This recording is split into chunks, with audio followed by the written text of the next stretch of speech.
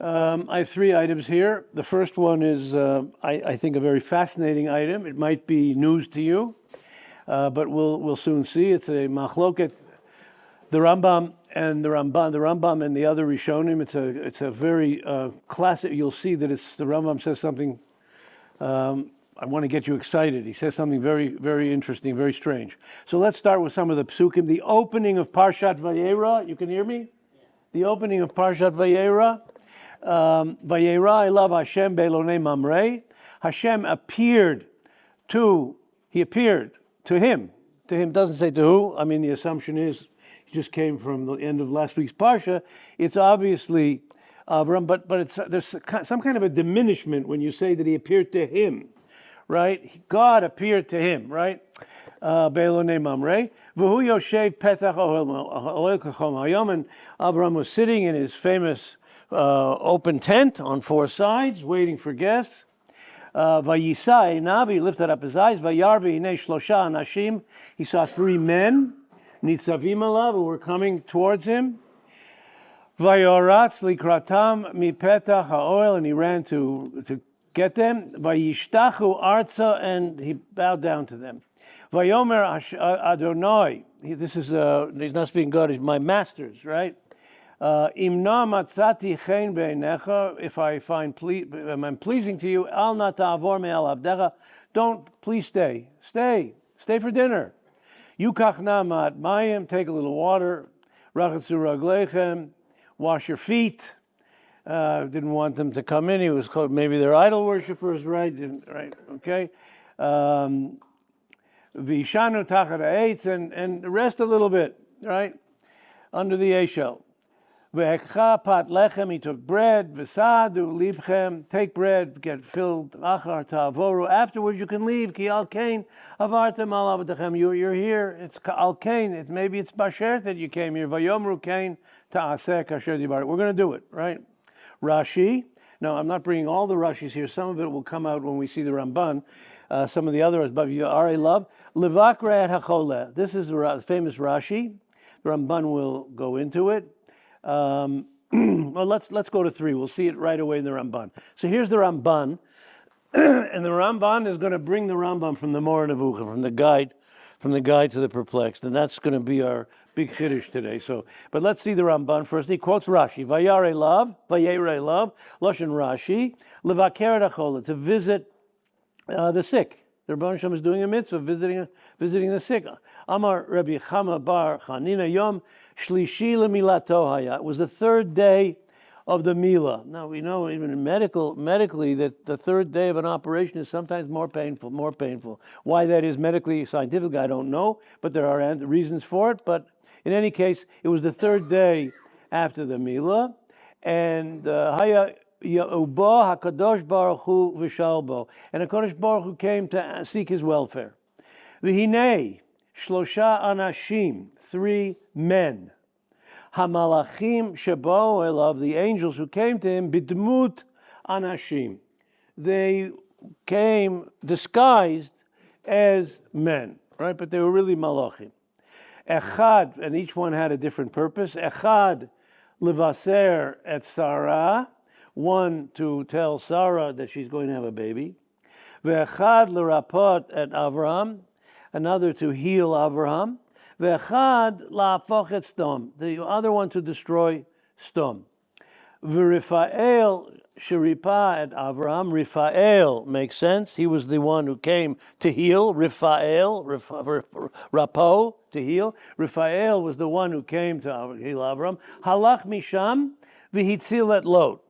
And he went to save Lot. Seems to right away Rashi seems to be contradicting himself, right? He just said that an angel only comes for one purpose. Then he says that Raphael went and saved Lot. So the Tosfos and the rabbis explain that it's all the same mission. It was a mission of mercy. It was a mission of mercy. It was all chesed, and those two are really one, the same kind of a message. She'ein zeh shtei shlichut. It's not two shlichut. Ki haya b'hamakom achar. He was first. Rashi says he was in a different place. B'makom acher, he's in a different place. V'nitztave bo achar kain, and it was a different command. Oh, sheshtein lahatzala, or he gives the second answer that we just said. Both of them are saving him. V'yachlu, they ate, v'niru k'mishachlu, and it literally looked like it only appeared like they were eating, because angels don't eat, right? Now he brings the Rambam. Ubim sefer Moreh Nevuchim, in the Rambam, nemar ki parsha klal uprat. The parsha is two statements. It's a general statement and an explanatory statement in detail. Amar hakatuv, the pasuk says tchila, ki nira elav Hashem b'marot hanevuah. He adds. Now he said, in other words, God appeared to him, but it doesn't say anything about what God did. It says God appeared to him, and then three men came disguised as angels. So what the Rambam says, that they came in a vision. In a vision, it appeared. God appeared to Avram in a vision, b'marot hanevuah, of prophecy. In other words, the Rambam is saying, let's understand what the Rambam is saying. This event never happened historically. It was a dream. It was a nevuah. It was a prophetic moment. This whole story was a prophecy of Avraham Avinu. The event never really took place on terra firma. Okay? That's what the Rambam is saying. Okay? Let's continue. And how was this prophetic vision? What was so in other words, HaKadosh Baruch Hu appeared in this vision. This whole story, that's the answer to the missing phrase in the pasuk. Hashem appeared and what? And what? Nothing. Hashem appeared and then he saw three men coming. That's the appearance of HaKadosh Baruch Hu. This is there's a vision that Avram Avinu, a prophecy that Avram Avinu received, and this is what happened, right? Ki nasa einav b'mareh, he lifted up his eyes. V'hinei gimel anashim nitzavim elav, and three men were standing in front of him. That was God. This is God. This is the vision of the Rebbeinu Shalom that he saw. Vayomer, imna matzati chen beinecha, please, zeh sipur she'amar b'mara nevuah. Now we're into the details of the vision, right? Come sit with me, come eat with me, right? So, anavu le'echad mehen hagadol shebem. He actually spoke to the oldest or the wisest of the three angels, because he's just answering why it's in singular, right? It's lashon yachid. Vayomer imna matzati chen be'einecha. Right? He's only talking to one person, so he's answering. He spoke to the leader of the three, right? Zeh sipur masha amar b'mareh hanevuah. This is the story that took place in Avraham Avinu's vision, in his dream, right? Le'echad mehem hagadol shebem, he spoke to, right? Im b'mareh. Now he's starting to wonder, the Ramban. This is a vision. Lo niru elav rak anashim ochlim basar. They were only men, right? Eich amar vayar elav Hashem. So how does it say that Hashem appeared to him, right? Ki hinei lo niru lo Hashem. God didn't appear to him, lo b'marav lo b'machshava. God, the presence of God was not there, like we would imagine what kind of a whirlwind, something, or even in thought. V'kacha lo nimtza b'chol nevuah. You don't see this anywhere else. You don't see this in anything. When God appeared, he means through this story, right? V'hinei l'dvarav, according to the Rambam, lo lasha Sarah ugot. Sarah never baked the cake or the matzah. It was paid, whatever it was. V'lo asa Avram ben bakar. Avram didn't shecht an animal and prepare an animal. V'gam lo tzachak asar. Sarah never laughed. Right? The whole story did not take place. It was a vision, right? Rak hakol mara. The whole thing was a vision. V'imkein bo hachalom hazeh berov inyan kechalomot hasheker. So it came like all, dreams. In every dream, the Gemara in Baruch says, every dream has certain nonsense in it. You can have dream that there's certain reality in dreams, right? But a lot of the dreams don't make sense. There's a lot of shtuyot in a dream. That's a whole sugya, by the way, the Gemara in Baruch is about interpreting dreams. It's possible to interpret dreams, right? I'm not recommending it. As I once heard from our Rosh Hashiva, Rav Ruderman Zatzal, the Baltimore Rosh Hashiva, and he said, when he was a Talmud in Slobodka, And Rav Moshe Mordechai Epstein was the Rosh Shiva. He was also the Rav in Slobodka. When he went, if he had to go out of town for something, so he would appoint one of the older Talmidim to answer questions in the city, right, for while he's away. So Rav Ruderman was once asked to paskin the shilas while the Rav was away. So Rav Ruderman said, I was very good at everything. The only thing I had a problem with was poter chalamot, was interpreting dreams. But what we got from that story was that it was not unusual for people to come to the Rav, right, new Kabbalah, whatever, to paskin, to explain what the dream, the interpretation of the dream. So it's possible. However, generally speaking today, we go, what the Gemara says, that Rav Chalomot, most dreams come after what you saw before you went to sleep, right? I have a friend that once went to his Rebbe, to Rabbi Yosef, or to Rabbi Freifeld, who was the Rosh Hashiva in Shar Yoshev, a groundbreaking gadol in Kiruv Rechokim, was really the first Kiruv yeshiva in America, anywhere. Anyway, he was a student of his, and he came to him once, and he told me the story years ago. I think I even it's in the Sefer, I think the original Sefer. I think it's in my Sefer on the Parshat, the first English one. And he went to him and he was shaking and he said, Rebbe, he said, what's the matter? He said, I had a dream last night that I killed so-and-so. He says, I killed so-and-so.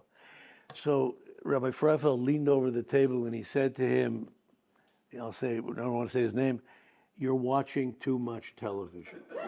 Right?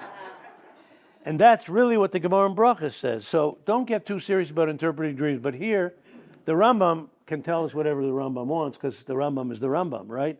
But he's saying that all of this stuff that's taking place, like this, all of these ancillary things, there's some things we can learn from, some things we can't learn from. But we could say, if you want to say, this is really just a vision, so what do we need all this story business for? So he says, like all dreams, there's a little bit of stuff that really doesn't. V'hinei l'dvarav, according to the Rambam. Oh, so I said this. Although she didn't bake, he didn't cook. Im kein bo chalom hazeh berov inyan chalomot hasheker ki ma toel laharot lo kol zeh. What was the need for all this nonsense, all this stuff?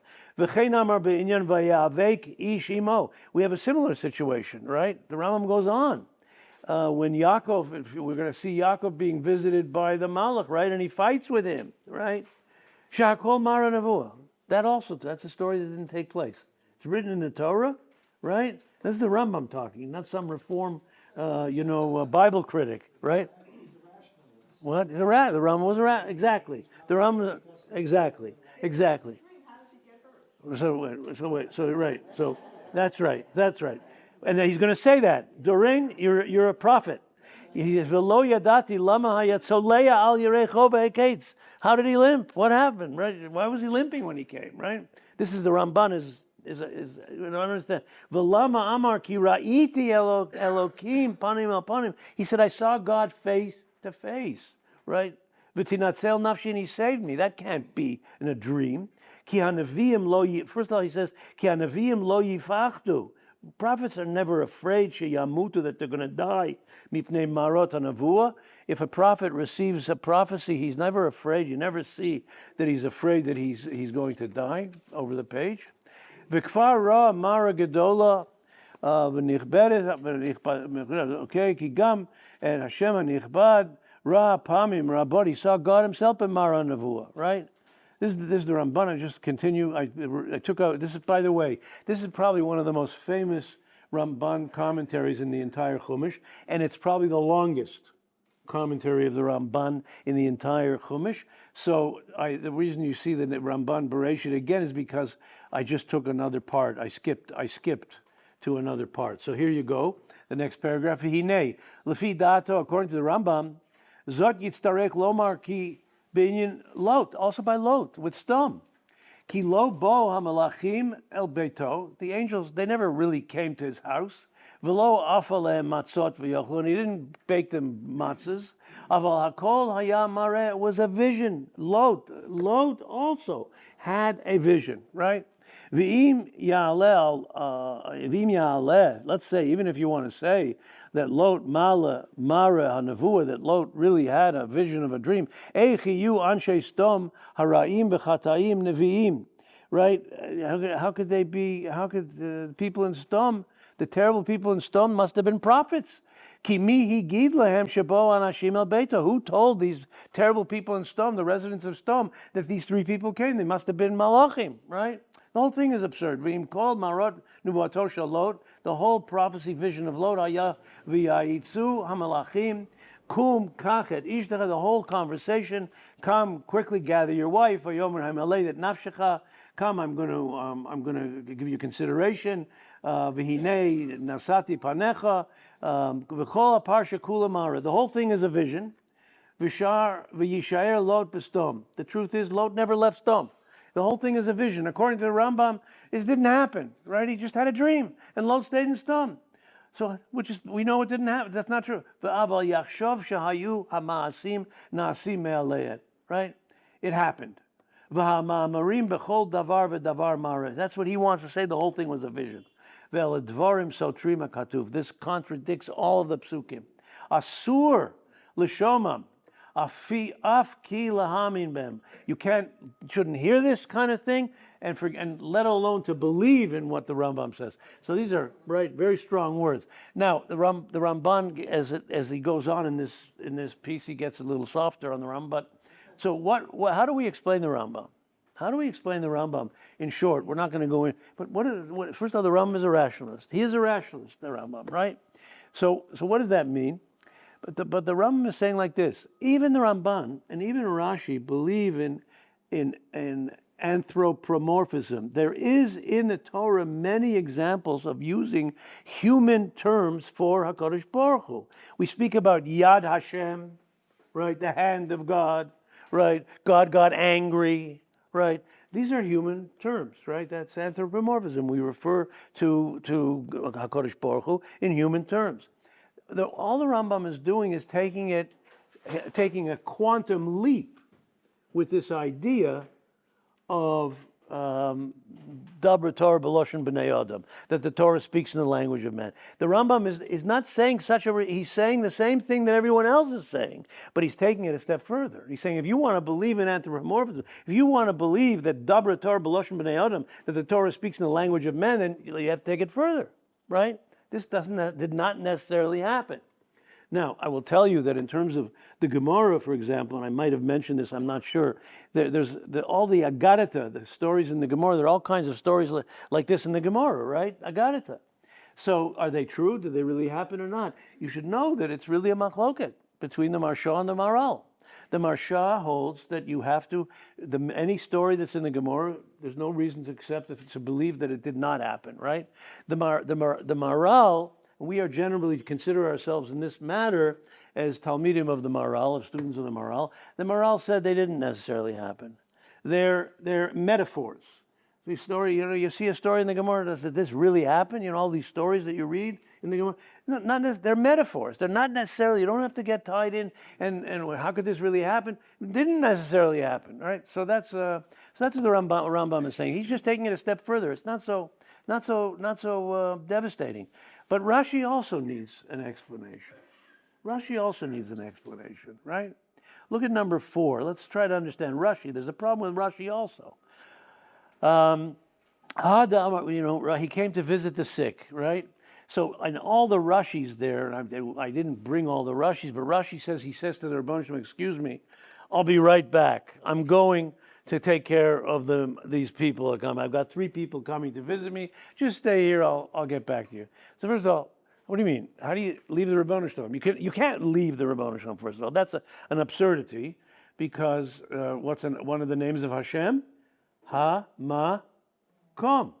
That's what Hashem is, Hamakom. Hamakom Yerachem. We said it this morning in davening, right? So Hamakom, God is the place. God is everywhere. Kodesh Baruch is everywhere. So you can't leave. What does it mean that he left, right? He left the Kodesh Baruch and went to the thing. That's what the Torah says, right? So here you have a Gemara in Masechet Shavuos. Ha Amar Rav Yehuda Amar Rav. What does this mean? So Rav says, it means, you see from this Gemara, again, Gedola Hachnasat Orchim, Yoter mihakbalat pnei shchina, that taking care of guests is more important than sitting poolside with the Rebbeinu Shalom, right? Or there are other girsas that say, Gedol Achnos Zorchim mi hakbolet, not yoser, just mi hakbolet pnei Shechina, without the word yoter. Yoter is not in some of the texts of the Chazal. So, again, we have a problem. What does that mean? How can that be? So, really, what we're saying is, and I want to tell you what I think the pasuk is saying. Listen carefully to the words. When you say the word "me" in Hebrew, it means from, right? Gedola Chachnos Orchim is Gedola me from, rather than, right? Chachnos Orchim receiving God. There's another way to say "min," right? Gedola Chachnos Orchim. Why? Because it's mean. Because it derives from Hakabbalat Pnei Shechina. That Hachnosis Orchim is mean. It is a derivative of being with God. In other words, the Rashi is saying that Avraham Avinu did an unbelievably, it's a powerful moment in the history of Avraham Avinu. He introduced into the world the idea that the relationship with the Ribono Shel Olam is only derived if you have a relationship with humanity. In other words, if I want to be with the Ribono Shel Olam, I'm going to live in a cave all my life, and I'm going to sit and learn, and no one's going to bother me, and I'm going to speak to the Ribono Shel Olam 3 times a day, and I'm going to learn his Torah, right? No. Gedola hachnosas orchim min derives from hakbalas b'nei Shechina. The ultimate relationship with the Ribono Shel Olam is having a relationship with the world in general and with Klal Yisrael in particular, right? That's what he's saying here. It's an amazing idea. This is what Avraham is introducing into the world, that you sacrifice your own spiritual growth for helping somebody else, and sometimes you can suffer from that, but that's what you're supposed to do, right? The Gemara says Mordechai. Mordechai was a member of the Sanhedrin, right? But Mordechai went down 6 levels in his level in the Sanhedrin because of all the chesed he did in Megillas Esther, with Esther, right? Because he went away from the Beit Din, he went away from his Torah, right? And so he suffered in the sense that he dropped in the scorecard in the Beit Din what level he was on, right? So that was because he did that consciously, that you have to sacrifice your own personal avodas Hashem for the klal. But that's what he did. Okay? So that's what's going on here. So this really happened. It really happened according to Rashi, really happened according to Ramban, and this is what happened and this is why it happened. Okay? So that's explaining Rashi. Okay. So let's go to number 5, which is really the second piece we want to do. This is from, Rabbi Yaakov Kamenetsky. So, ki ata yadati ki yirei Elokim ata. Now I know, this is, but you're a God-fearing person. V'lo chashakta. Don't touch let me, for those of you who don't remember the pasuk, you'll remember it immediately. This is later in the parsha. There's so much in this parsha, the Akedah. Right? At the end of the Parsha is the Akedah. So God tells him, Kadosh Baruch Hu says, take your son, your only son, Yitzchak, sacrifice him, right? And he goes and he does it. He takes him, he sacrifices him, right? And then he says to him, and he does everything he's supposed to do. And then he lifted up his hand, and the Malach Hashem comes to him and says, stop, don't kill him, right? Don't kill him. And he stopped. And because of that, he says, the Malach says, Ki ata yadati, now I know, Ki yirei Elokim ata, that you really fear the Ribono Shel Olam. V'lo chashakta, that you did not kill him, right? So what does that mean? I'm going to come back to another interpretation, but let's see what Rabbi Yaakov says. He knows that. Why does he say, now I know you're a Yirei Elokim, you fear the Ribono Shel Olam? That phrase, Yirei Elokim, is a phrase that is used in a particular instance several times in the Torah. Hinei, Matzinu kama pa'amim b'mikra. You find a number of times the musag Yirei Elokim, that the title, being called a Yirei Elokim, a God-fearing person, Nemar al hamitrachek miritzicha, is spoken about someone who moves away from murder, who turns away from the idea of murder. Gives examples. Ayin Leil, you'll see. Vayomer Avraham, ki amarti rak ein yirat Elokim, ein yirat Elokim b'makom hazeh. Right when he says to Paro, he said to Paro with Sarah, why did you do this? Why did you say she was your sister? Yada da da da. He said, I saw you were killers. Yirei Elokim. I knew there was no Yirei. There wasn't Yiras Elokim here. You were not afraid to murder, right? Ayin Leil, that's what he says again. V'yomer Avram ki amarti ra. Yeah, okay, good. You have v'chein l'kamon b'parshat miketz. You have the same thing. Zot asu v'chayu. Do this and you will live. Et Elokim ani yirei. Fear God. Od matzinu b'parshat Shmot v'tirena hamiyaldot. You know, we're going to eventually, when Miriam and Yocheved saved the boys from murder, when Paro told them to kill them, right? They objected to murder, to Ritzicha, Tirena. They were fearful et halokim, but Tirena hamyaldot et halokim. They had Yiras Hashem. V'techayena et hayaladim, and save the children. V'chein b'parshas Kiteitzei. Asher korcha baderech, talking about Amalek. They're gonna attack you. Vayizanev b'cha v'lo yirei Elokim. They want to kill you. V'lo yirei Elokim. They're not God fearing. They're killers. They're murderers. Right. Now, what he's answering a question. Why does the angel say you're dafka, a God-fearing person? Why doesn't he say, as the Sfas Emes asks the question, why doesn't he say you are an Ohev Hashem, you love God, right? Why did you say you fear God, right? So that's what he says, why? Da'af she'adati ki ata rachok miritzicha. I know that you really are far removed from murdering your son. Mishum sha'ata yirei Elokim, you stopped. You stopped from murdering him. Afal pi kain lo chashakta es bincha yechidchem, but you didn't hesitate. You were going to do it, right? You were going to do it. But I see that you're Yirei Elokim. That's what he meant. I see that you have this antipathy to murder, right? That's the definition of a Yirei Shamayim. I'm going to come back to this in a minute. He just adds a PS here. Umasha makshim ha'olam, the world asks, Madua noda ze rak achshav. Why do we only hear this now? Why is the angel telling him now that, you're famous Avram for fearing God, right? V'lo mikodem shehipil atzmo lo arkastim.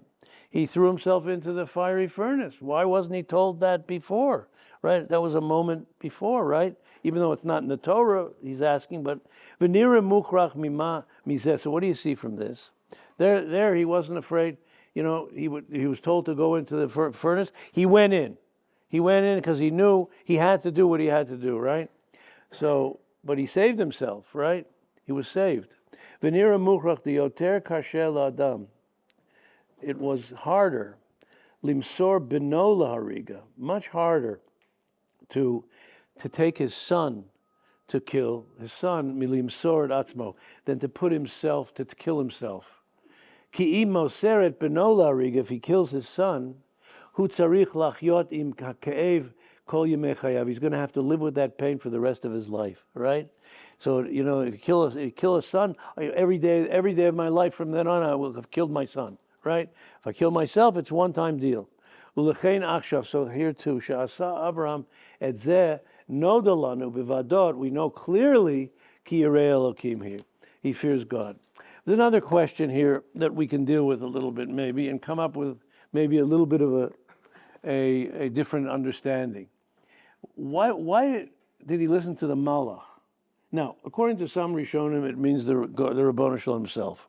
But according to those Rishonim, like here, who say that the Malach was a Malach, he was an angel, why did he listen to the angel? Right? The Ribbono Shel himself told him, I want you to go and do this. You have to go and you have to do this. You have to take your son, you have to kill him. And all of a sudden, a Malach is coming to tell him to stop. I always give the example, the President of the United States has the nuclear codes, right? So let's say he has to go on a trip, so they take a handcuff and they put it in a briefcase, and he's walking with the handcuff with the nuclear codes, and they get to the city, and then the Secretary of State comes over to him and he says, "Here, Mr. President, just take it off. You don't need this." Is he going to listen to him? Can't listen to him. He'll have to die first, right? So how could he listen to a Malach, right? How does How does that work exactly?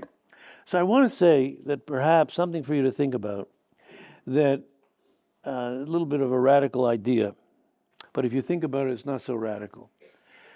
Avraham Avinu knew that the test was not if he would kill his son.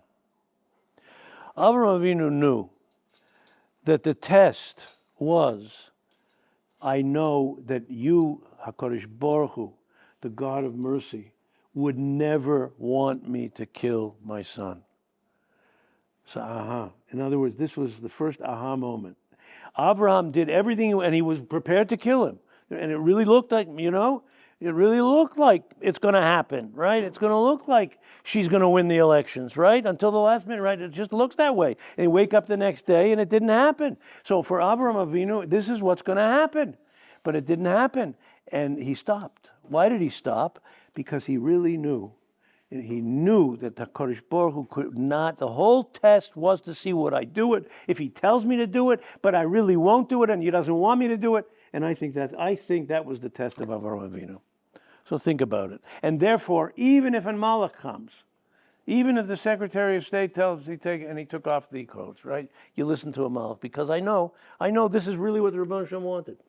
Something for you to think about. Okay. Okay, let's move on to the last piece. The last piece is actually from my Hebrew Sefer on the Parshat Kanfei Yonah, and it's really an interpretation of a strange comment of Rashi from Rav Soloveitchik. Okay, Vayeira elav Hashem be'elo. We're going back to that first passage. We can't get away from it. Vayeira elav Hashem be'elo ne Mamre. Hashem appeared to him in the plains of Mamre. I'm sorry, it's a little further in the Parsha. Again, he appears, Hashem be'elone Mamre, v'hu yoshet petach oel. Oh yes, kachom, it's the same pasuk, yeah. Rashi. There's an additional Rashi that we didn't bring out before. Yashav ktiv, right? It's written, if you look at the word Yashav, without the nikudot, without the vowels, it's written in the past tense.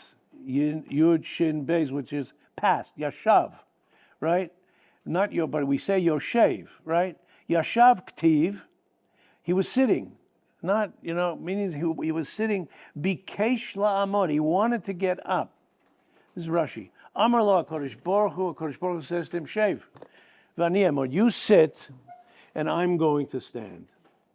V'ata simon levanecha, and this is going to be a lesson for future generations. What's the lesson? She'atid ani lihityatsev ba'adat hadayanim.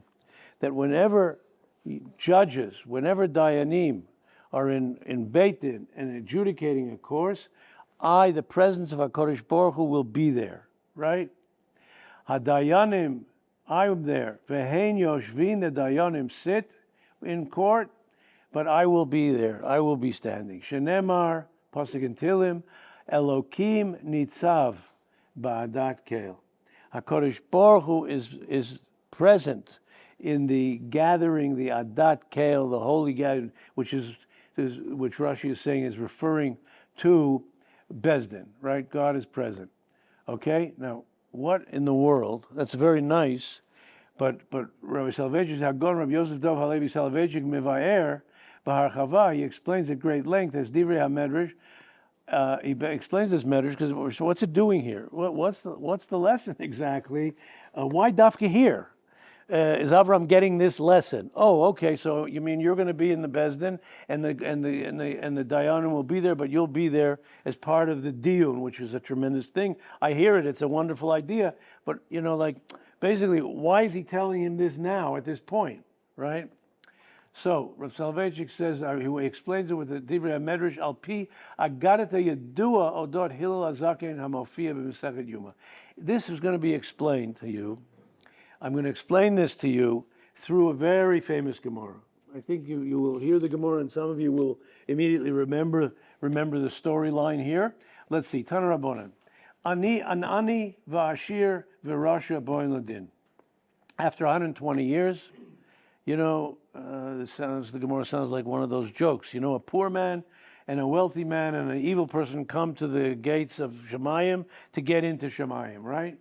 La'ani omrim lo, they say to the ani, Mipnei ma lo asakta b'Torah. In other words, they're going to send him downstairs, not upstairs. They said, why didn't you study Torah? So he says, Imomer, if he says, ani hayiti, I was a poor man. I was a very poor person. V'torah b'mizonotai. And I was very busy. I was very busy earning a living. Omrim lo, they say to him, the Bezdin says to him, Bezdin Shalmaila says to him, Klum ani hayita yoter mi Hillel? Were you poorer than Hillel? Right? What's the story of Hillel? The Gemara brings the story. I'm sure some of you are familiar with it. Amru alav al Hillel. They said about Hillel Zaken, shebechol yom v'yom haya also mishtaker betrapik. He worked for a shekel a day, right? Chetzio haya notein l'shomer beit hamedrash. Half of the money he gave to the guard to pay his daily tuition into the yeshiva. And the other half he used for the parnas of his family. One time, lo matzah ishtaker. He didn't get paid one day. V'lo inicho shomer beit hamedrash lehikanes, and the shomer wouldn't let him into the beis medrash. Olav nitla v'yoshav al pi aruba. So what did he do? He climbed up on the roof, and he sat by the skylight, which was open, and he listened from the roof of the beis medrash to the Torah that's being said by Shmaya v'Avtalion, who were the Gedolei Ador, who, by the way, were Geri Tzedek. They were Gerim, Shmaya v'Avtalion, right? Kedei sheyishma divrei Elokim chayim, tfei, Shmaya v'Pi Shmaya v'Avtalion. Amru oto ayom, erev Shabbat haya. It was a Friday afternoon, Friday morning. Utkufat tevet hayta, and it was the equinox of Tevet, right? V'arad alav sheleg min hashamayim, and snow came down, heavy duty snow. Ukesha'ala amur hashachar, and when the morning Shabbos morning came, Amar lo Shmaya l'Avtalion. Shmaya said to Avtalion, Achi, my brother, b'chol yom habayit meir. Every day the beis medrash is full of light. V'hayom afel. Today it's dark. What's going on in the beis medrash? Shema yom hamu'unanu. Maybe it's a cloudy day. Hitzitzu einayim. They lifted up their eyes. V'ra'u demut adam ba'aruba. They saw a human form in the skylight. Alu matzu alav rom shlosh ma'ot shelig. He was covered in snow. Shlosh amot. Shelig is like 2.5 feet, whatever. No, more than that. Almost about 18 inches, let's say. So 3 times 18 inches, right? You do the math. Pirku, they took him down. Here chitzuhu, they washed him. Siku, they anointed him. V'hoshviu. Keneged Madur, they sat, Hoshivu Neged Madur, they put him next to the fire. They were Mechal Shabbos, right? That was Sakonas Nefashis. Amru Roy Zeh Lechalel Lavad Shabbos. For this person, definitely we can be Mechal Shabbos. Look what he was doing. They understood what he was doing. So when the Ani says I had to earn a living and I couldn't learn Torah, so he said, what about Hillel, right? Now the Ashir comes. The Asher Amrim Lo, Mipnei Ma Lo Asakta b'Torah. Why didn't you study Torah? Imomer Ashir Hayiti. I was a richy person. V'Tarud Hayiti b'Nichsai. Right. I was a wealthy person. I was a CEO of I was a CDO. I'm giving a share now. I'll call you back. I was a CEO of a big company, and I had a corner office. I was in the office 20 hours a day. I just very busy in my. So what could I do? Right. So Ashir Hayiti, you were wealthy. V'Torah says Amr lo klum Ashir Hayiti yoter mi Rebbe Elazar.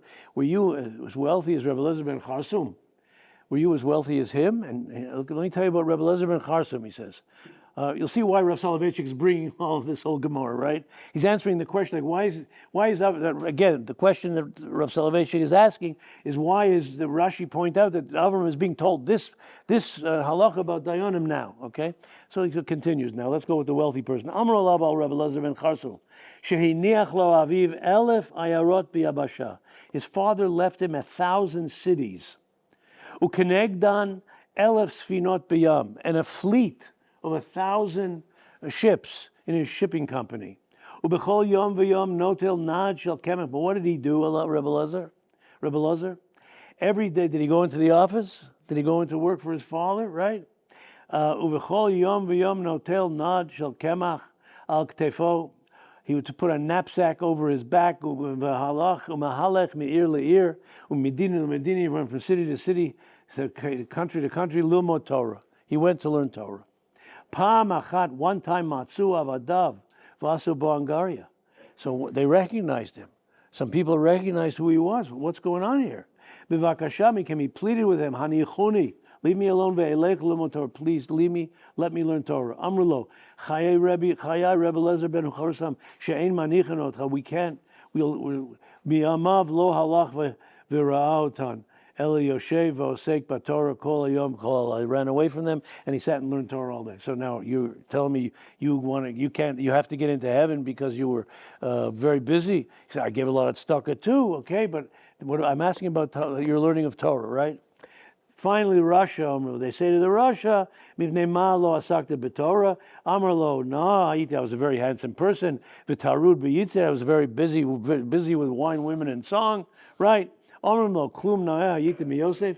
Yosef was probably the most beautiful, they say, the most handsomest person in the Chumash, right? And Yosef, we know, he went against the wiles of Eshet Potiphar, and so you didn't have what he had, right? Nimtza Hillel mechayiv anim. The Gemara ends up Hillel. Hillel was the symbol of why a poor person has no right to complain that he's not learning Torah. Rabbi Elazar ben Charsu mechayiv Hashim, a wealthy person, and Yosef mechayiv Harashoyim. Right. So now, what is this doing here? Rav Soloveitchik wants to know. What again? The Rashi says that Vayashav is written Yashav. He was sitting, saying HaKadosh Baruch Hu said to him, sit down, I don't want you to stand up for me, and I'm going to tell you in the future, this is going to be the din in Beit Din, a beautiful thing that the Dayanim are going to sit, and I'm going to be present. This is a very powerful statement about Beit Din, that HaKadosh Baruch Hu is present in Beit Din, judge cases. Right? So here's what Rav Soloveitchik says. Harayon ha'omeid bibasisa shel hasugya hanal. Why is it here? Hi halacha yedua. What's this based upon is onis rachmana patre. Right? Each one of these people had a taina. Onis rachmana patre. Something happened beyond my, I was an onus.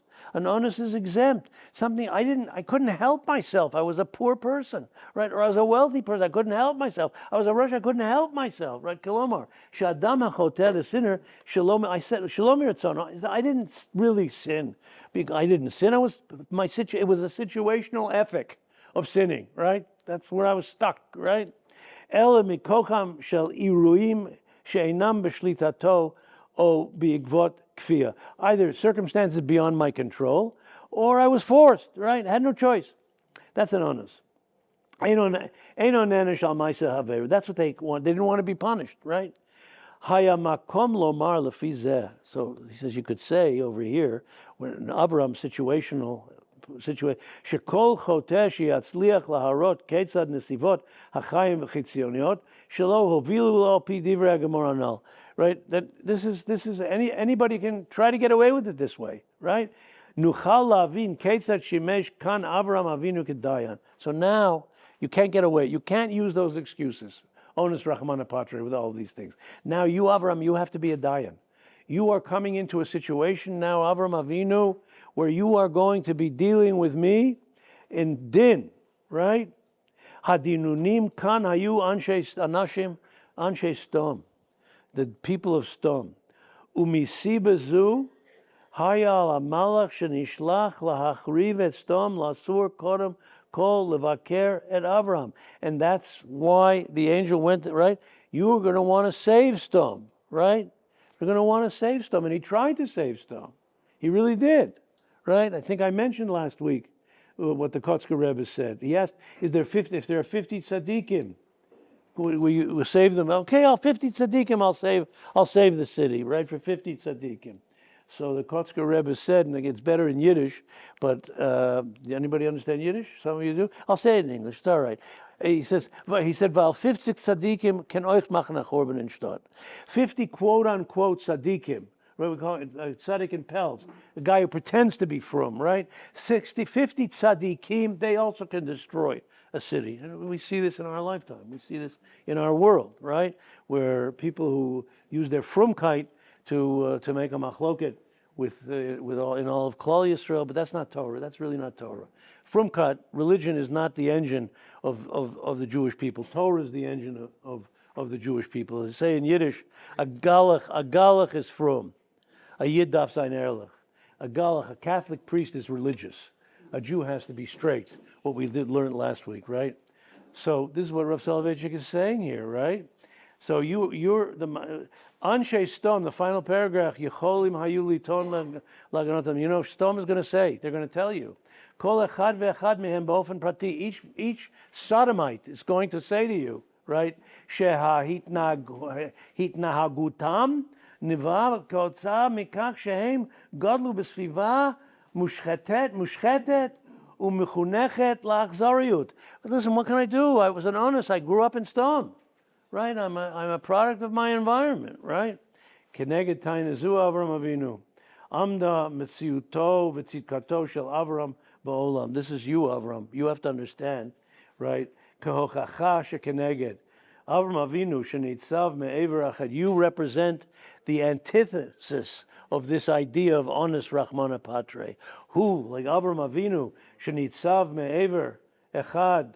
Avram was on one side of the world, right? The whole world was worshiping idols, right? What kind of Avram could have used that excuse? Boy, he was the only person in the world that he discovered the Rebbeinu Shalom, right? In a world of idol worship. Avram, you taught the world that a person can escape from an environment, a negative environment. Shel svivato, a person can get beyond his environment. Nimsa efo shebe'etzem kiyumo shimesh Avram Avinu keshofet avur anshe stom. So therefore, you have to be the judge. That's what he was preparing for. That's how Rav Soloveitchik explains what this Rashi is doing there in explaining that word yashav and the matters. Okay, so thank you all.